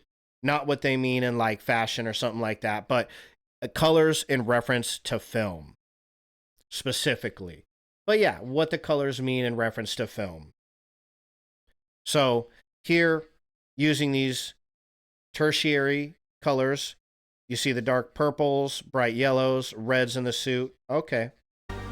Again, we're getting a lot of vibrant colors too. Very vibrant. This is Pacific Rim. Very, very vibrant colors throughout the whole movie. And remember that vibrant is kind of a sense of energy. That whole movie is an action movie, very big sense of energy there. About the only thing in this movie that isn't vibrant colored is the monsters, right? Kind of interesting.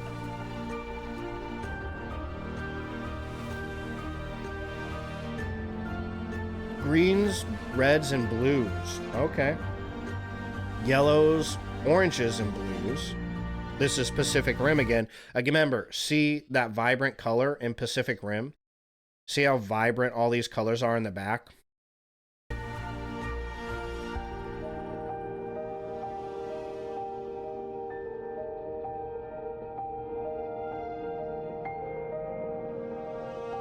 So there you have it.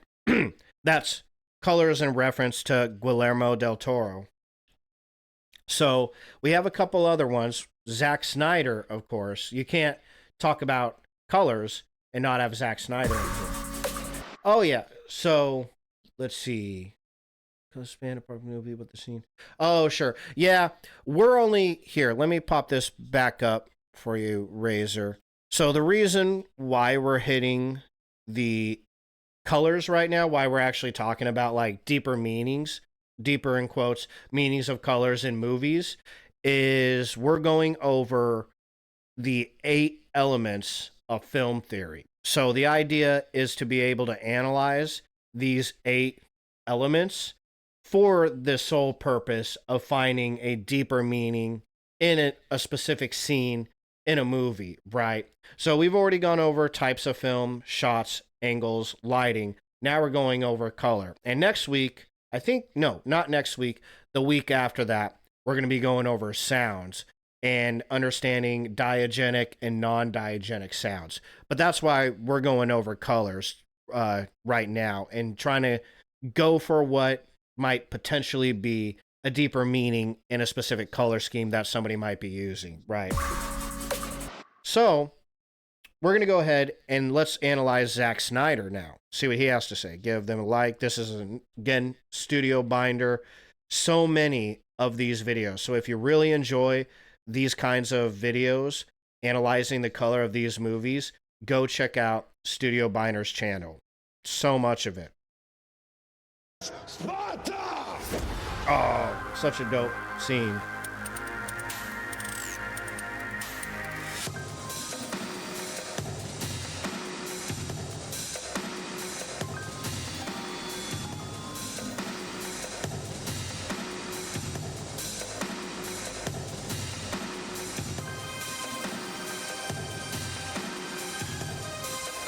Oh yeah, Sucker Punch. A lot of people did not like this movie, and I fucking loved this movie, man. Sucker Punch, just these scenes, the graphics were so fucking dope. But we're seeing how his color palettes are so one color, right? He's using, what is this? Monochromatic scales in all these movies, right? These movies are very monochromatic. He's picking one color and then using almost entirely just different shades or values of that color, right? Pretty interesting.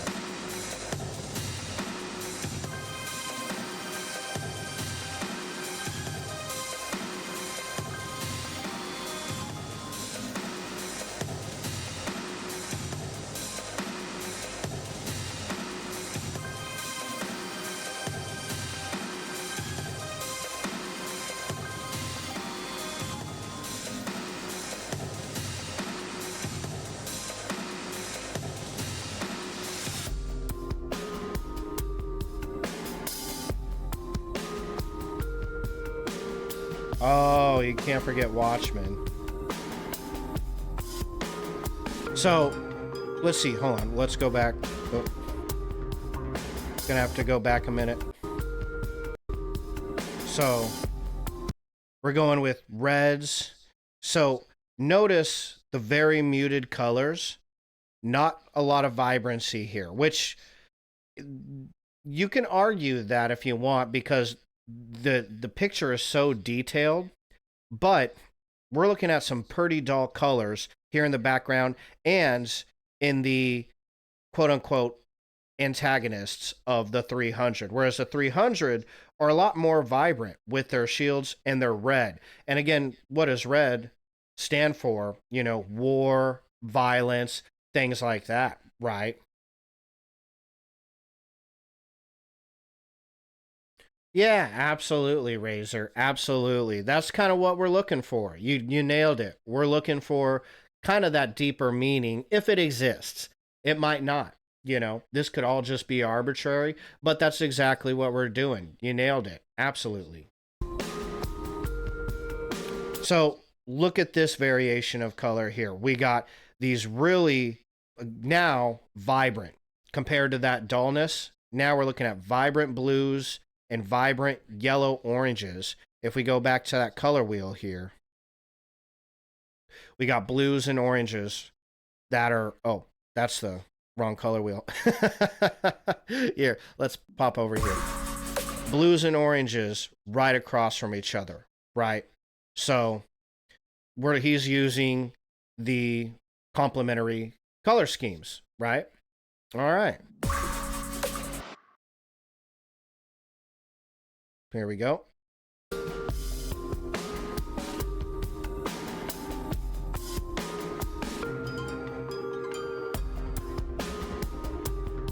Very bright reds. Remember what reds mean? Danger, passion, lust, very sensual dance happening on stage right here. And again, very vibrant, right? Very lively. A lot of character.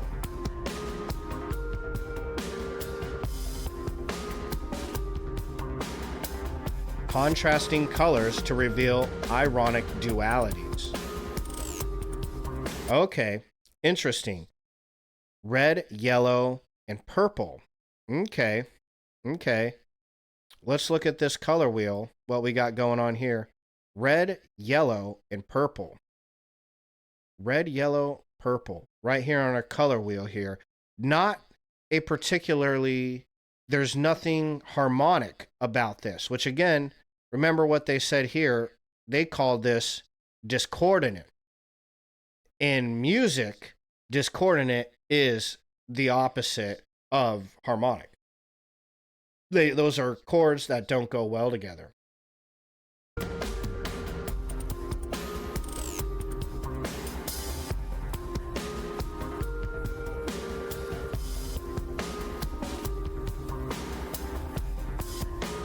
Same here. We're doing reds, greens, and grays. Blue and red. Let's see. What is blue and red? But yeah, exactly, Razor. Here, let me pop this up just to show your comment here. There are many scenes that remain in the memory, even without words. Only you need to convey the message from the color of the scene, which is deeper than words. Absolutely. And that's what we're kind of looking for. We're looking to see how film directors do that. And specifically right now, like Zack Snyder, and then we looked at Guillermo del Toro. But yeah, that's exactly what we're looking for. Absolutely, man. Blues and reds. See, again, you're not getting any kind of, there's no harmonious there. Oh, wait a second. Nope, see, split complementary wouldn't have worked there neither. So yeah, you're looking at discordant colors here.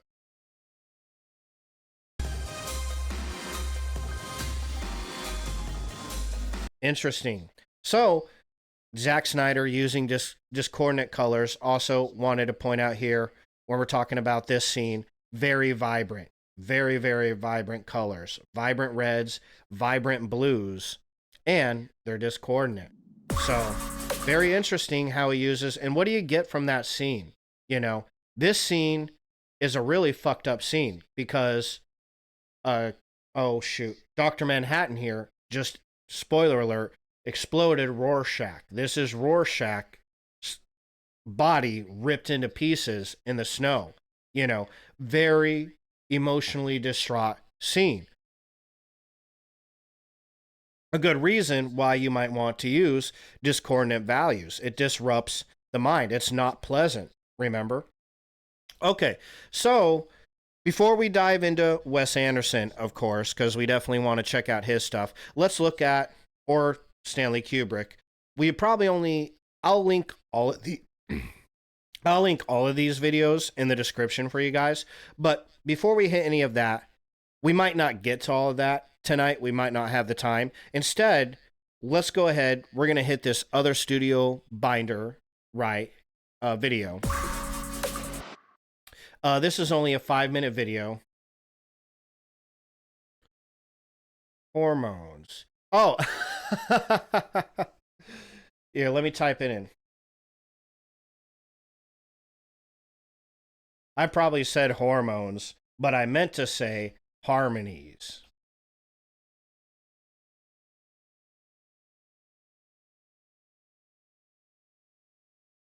Like harmonious, feels good together.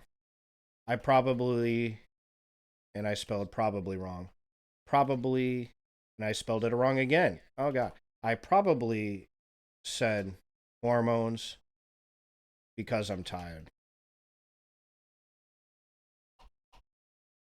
Oh, that's funny. Okay, let's go ahead and...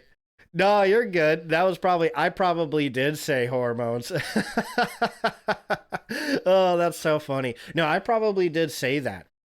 You know, because it's later at night here and didn't get any sleep today. Had a workout, work, all the whole 9 yards, you know. So I'm kind of tired. So I absolutely could have fucked that up. Oh, that's funny though. Made me laugh. So I appreciate the laugh, man. Thank you. Yeah, this is just color techniques for lighting by Studio Binder. Again, let's make sure we gave that video a like. Okay, just a 5-minute video. Let's go ahead and see what he has to say about different techniques for colors in film. You be able to sleep in a room painted bright red? Absolutely Might not. be hard, right? I'm on no sleep. No sleep. You don't know what it's like in there. Colors elicit emotions and have a psychological effect on people. So unless you're shooting in black and white, in which case definitely review our video on tone, this is the video for you. Because today, we're going to show you how colors can be used to create mood. Ah, that was a good movie. The Neon Demon. But you can go beyond placing a blue tint over an entire sequence. You can determine specifically what type of blue you want.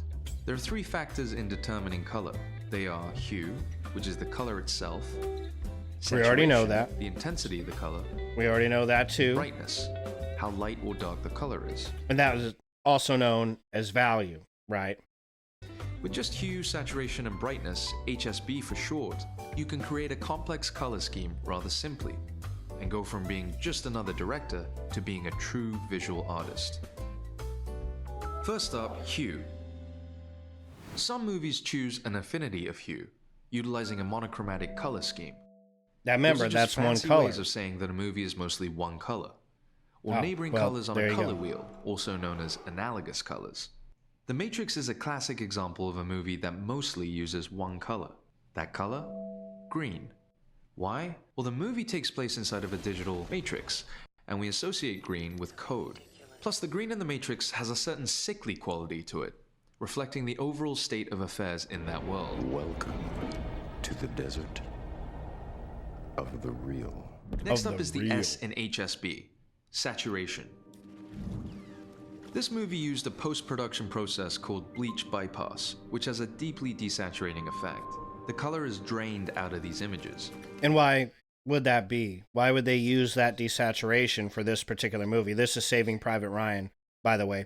Well, it's a war movie. Those desaturated colors, muted colors, are very, very depressing, right? It gives the world of the movie a cold, raw, gritty sort of look. Cold, gritty look. It also yeah. becomes reminiscent of the faded photographs, the black and white newsreels of the period itself. It takes us back in time. Oh, wow. I never picked The up on final that. of the 3 is brightness. Earlier in this series, Oh, wow. we covered brightness in terms of a film's overall tone, but brightness can be used to affect individual colors as well. Sometimes a movie elects to use entirely bright colors, particularly movies from the Technicolor era. Back then, bright, vivid colors were a reason to see the movies alone. On the other hand, during darker scenes like this, you could almost forget that this movie was shot in color. Now let's see what it's like when one movie does both. When the destiny of a great fortune is at stake, men's greed spreads like a poison in the bloodstream. Ah, look at that. Men's greed spreads through poison. If a great fortune is at stake, men's greed spreads like a poison in the... Listen to what he's saying. Men's greed spreads like a poison. And when that shot comes out, see the green? Remember what green stands for? Envy and greed. And look at what they're wearing. Purple. Remember, purple stands for nobility. Very important to this actual movie. Bloodstream. It's using all darker colors. Contrast that with this scene, where all the colors are bright. In both instances, every element you see was chosen for its darker color, or lighter color to create a contrast within the film. Wow. So by utilizing hue, saturation, and brightness, you can precisely identify the right colors to create certain feelings in your audience. Bright images often seem lively and exciting. Darker images often seem dramatic, and on it goes. But rules were made to be broken. I don't make the rules.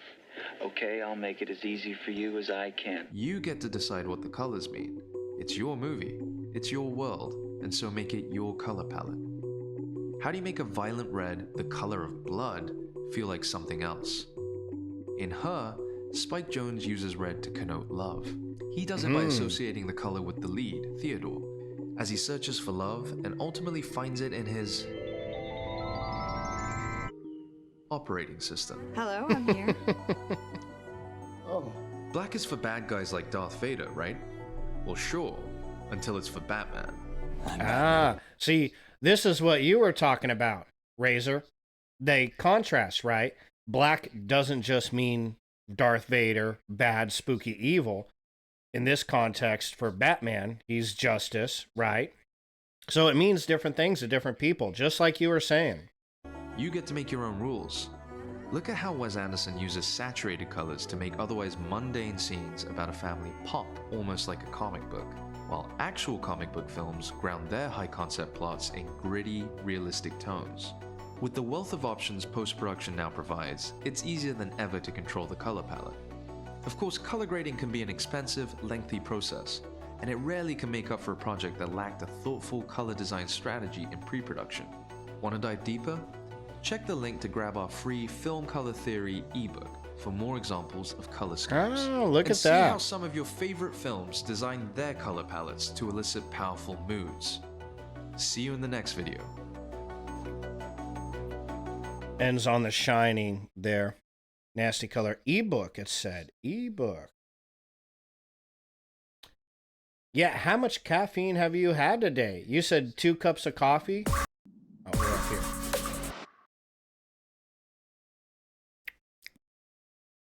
Do you take like caffeine pills or anything? You ever done that?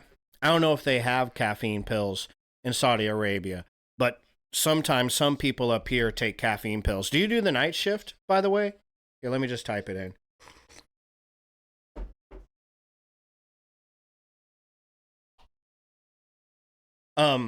Where's that ebook? Hold on.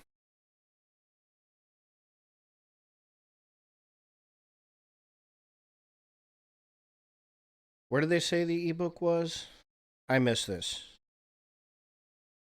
Favorite films design their color palette. For more examples, deeper, check the link to grab our free Film Color Theory ebook for more examples of... Okay. Ebook. Here it is right here. More color theory examples and free worksheet. Oh, look at that. Nice. Okay. Great.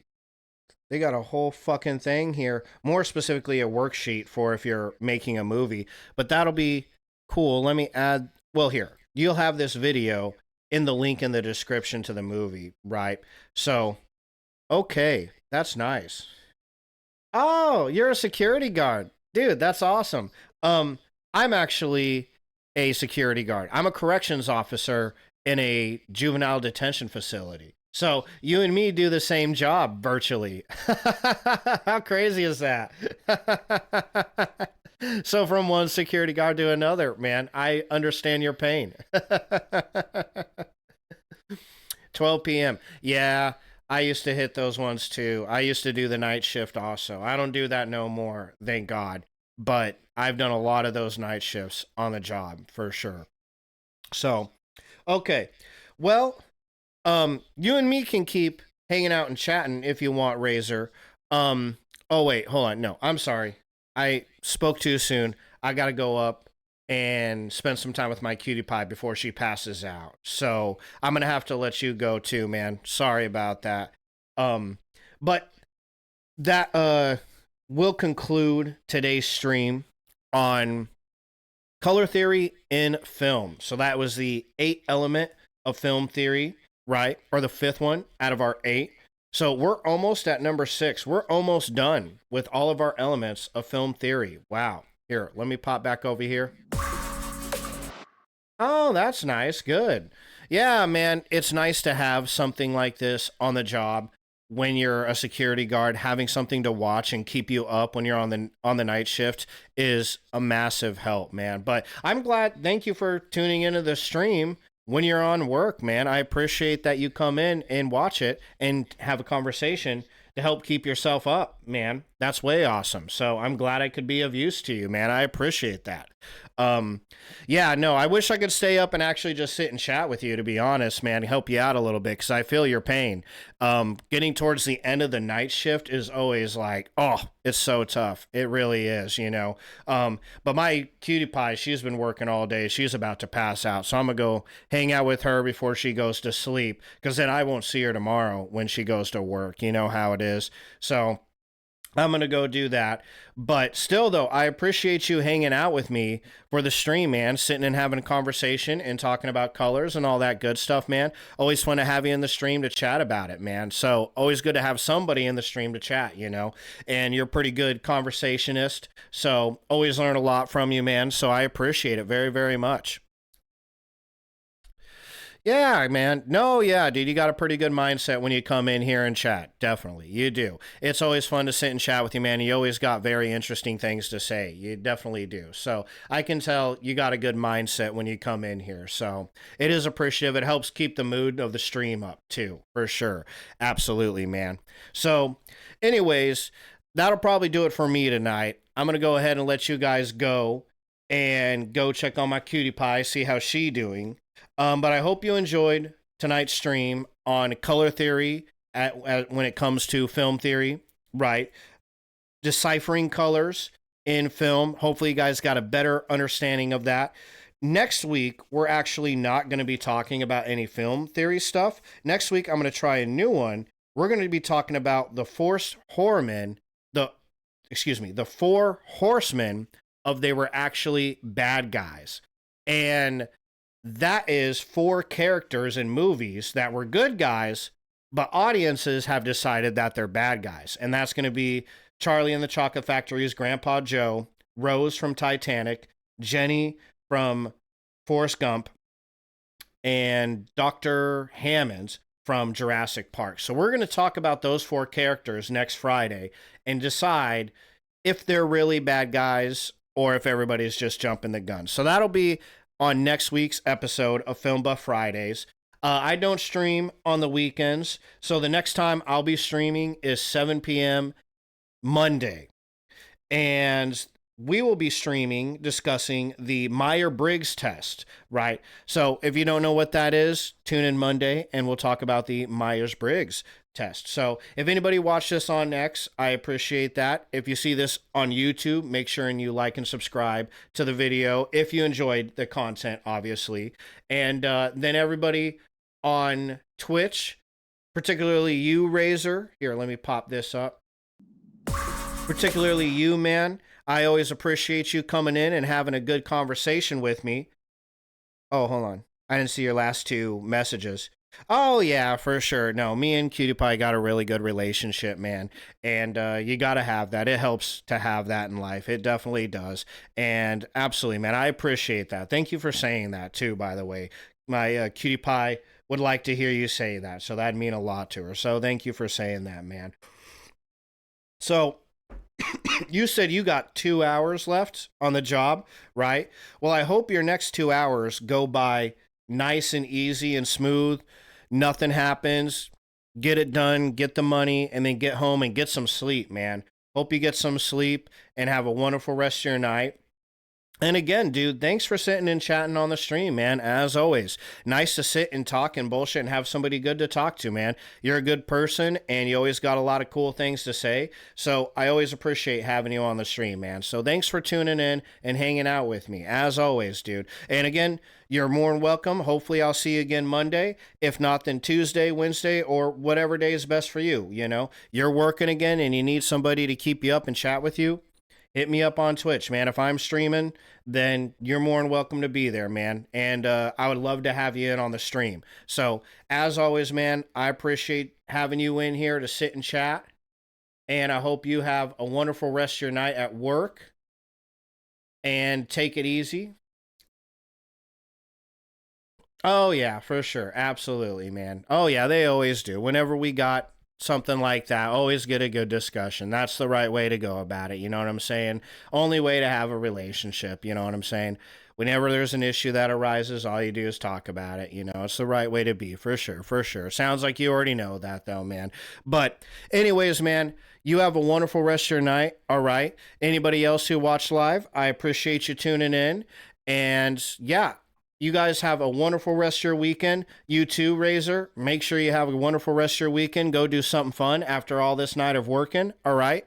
And have a wonderful Saturday, tomorrow, Saturday. Absolutely. Yeah. Non-existent option. No, nah. Not going to be doing that anytime soon. So it's definitely not an option. Not for us anyways. So I appreciate that though, man. I appreciate the, kind words for sure, man. That's always sweet of you. I like it when you come in and say nice stuff like that. I appreciate that, man. I do. So, but anyways, man, you take care. You have a wonderful rest of your night. All right. Again, thanks for hanging out, man.